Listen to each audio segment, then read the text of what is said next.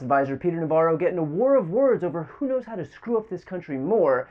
So now the tariffs are ruining the country and friendships. This is just another day. The White House is signaling that today would finally be the day that the fever would break when it came to the markets. You know, the president wrote the book, The Art of the Deal, and it's a great book. I really enjoyed the book, and it shows how to get great deals, and that's what he's doing right now. There are 50, 60, maybe almost 70 countries now who have approached us. So it's going to be a busy April, May, maybe into June. When do you think the market might turn around? It's finding a bottom now. It's finding a bottom now. It's finding the bottom now?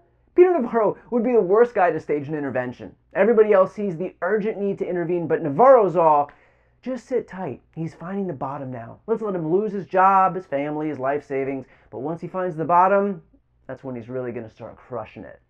But Trump sends his advisors out into the world to pass on the message that there's no need to worry. And this messaging was crucial because yesterday, a handful of Republican senators banded together in an attempt to curb Trump's tariffing power. And Trump was not about to let that fly. So to reassure our nation that he was on the right track, Trump even wrote, the United States has a chance to do something that should have been done decades ago. Don't be weak, don't be stupid, don't be a panickin', a new party based on weak and stupid people. Panickin'? No way, dude. That's terrible branding. It sounds way too close to pelican, and Republicans are not some species that just hangs around happily waiting to swallow whole whatever comes their way. Actually, yeah, no, let's stick with panicking. The point is, Trump knows what he's doing. You can't let other countries bully America when they're pulling shenanigans like this. But it's not only tariffs, it's non-monetary tariffs. It's tariffs where they put things on that make it impossible for you to sell a car. It's not a money thing. They make it so difficult, the standards and the tests.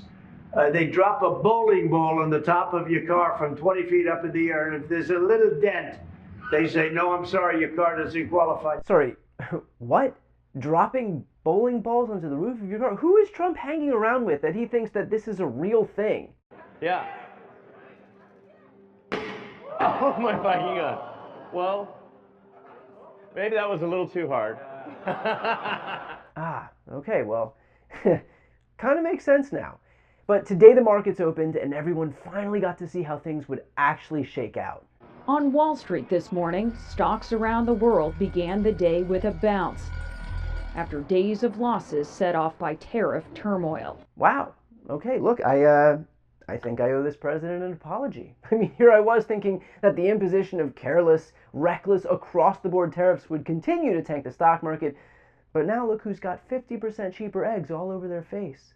I guess all Trump has to do now is continue that sense of calm, and everything should be fine. Just coast, Donald. The market is rebounding. So long as you do nothing, we might get out unscathed. Under what conditions at this point would President Trump talk to President Xi about tariffs? Look, I just spoke to the president about this, and he believes that China wants to make a deal with the United States. He believes China has to make a deal with the United States. It was a mistake for China to retaliate. The president, when America is punched, he punches back harder. That's why there will be 104% tariffs going into effect on China tonight at midnight. God damn it, Donald. We said don't do anything, and you impose 104% tariffs on China, the one country that produces virtually everything that we buy, including, by the way, ties. Where are the ties made? These are beautiful ties. They are great ties. The ties are made in where? China?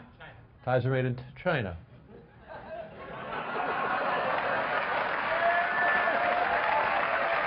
Well, I'll tell you, and you know what, David, in all fairness, I've been very open about that, and not all of them, by the way, but I've been very open about that. Are you okay? Is the No, chair was fine. made in China. Yeah, I know. The chair was made in The chair China. was made in China. Donald Trump himself is a perfect test case as to why it might not be a great idea to tariff the hell out of China. But he did, and as a result, well, do I even need to say it? The Dow ended the day down more than 300 points. Stocks plunged after the White House announced that there will be no reprieve on tariffs for China. A whopping rate of 104% will be imposed on imports from China starting at midnight tonight. Well, that was a fun recovery while it lasted, but surely Trump's press secretary Carolyn Leavitt would take some necessary steps to quell the damage. right? Despite fear-mongering by the media, the world is clearly responding to President Trump's approach. And pray tell, Caroline, what is that response? China absolutely this morning, in all of the statements put out in all of the newspapers, taking this stance that it will not back down. The Commerce Ministry released a strongly worded statement. It described this as a grave mistake, insult to injury, described it as blackmailing, and crucially saying that it will fight to the end. Well, that's not so bad. I mean, with the way things are going, the end really isn't that far away. Look, it's a perilous position you put yourself in when you are surrounding yourself with brown-nosing minions who cheer you on with every horrific move you make. Because when you close yourself off from reality, you forget that other world leaders aren't as keen on saying that you're totally the raddest prez on the planet. The French President Emmanuel Macron has slammed Trump's tariffs as brutal and unfounded. He's now even called for French firms to suspend their investments with the US. Canada's Prime Minister says the US is driving itself into a recession with its global trade war. We're going to fight these tariffs with countermeasures. We are going to protect our workers, and we are going to build the strongest economy in the G7.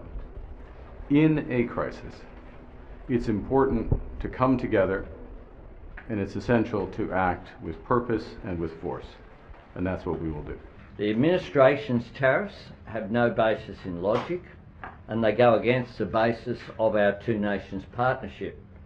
This is not the act of a friend. Of course not. Trump doesn't have friends. He has worshippers, disciples, hangers-on, henchmen, bootlickers, parasites, and that one guy who cups his balls anytime Trump asks. But friends?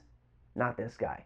Even if you're simply in Trump's orbit, don't expect friendships to work out. A new White House feud is spilling over into the Twitter sphere. Peter Navarro, President Trump's top trade advisor, who also apparently goes by the pseudonym Ron Vera, dismissed Elon Musk's push for zero tariffs between the US and Europe, calling the Tesla CEO not even a car manufacturer, but a car assembler, reliant on parts from other countries. Musk, meanwhile, just posted on X, quote, "Navarro is truly a moron. What he says here is demonstrably false. By any definition whatsoever, Tesla is the most vertically integrated auto manufacturer in the United States of America with the highest percentage of American content.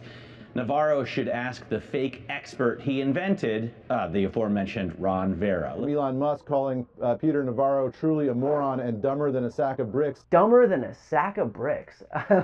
That's got to be the worst insult between two administration officials that I've ever heard.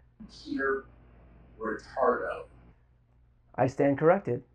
Look, far be it from me to tell Trump how to manage his administration, but if he's tasked Elon with government efficiency, and Musk just discovered a federal worker whose intelligence is sub-bricksack, seems like this is one employee who's got to go.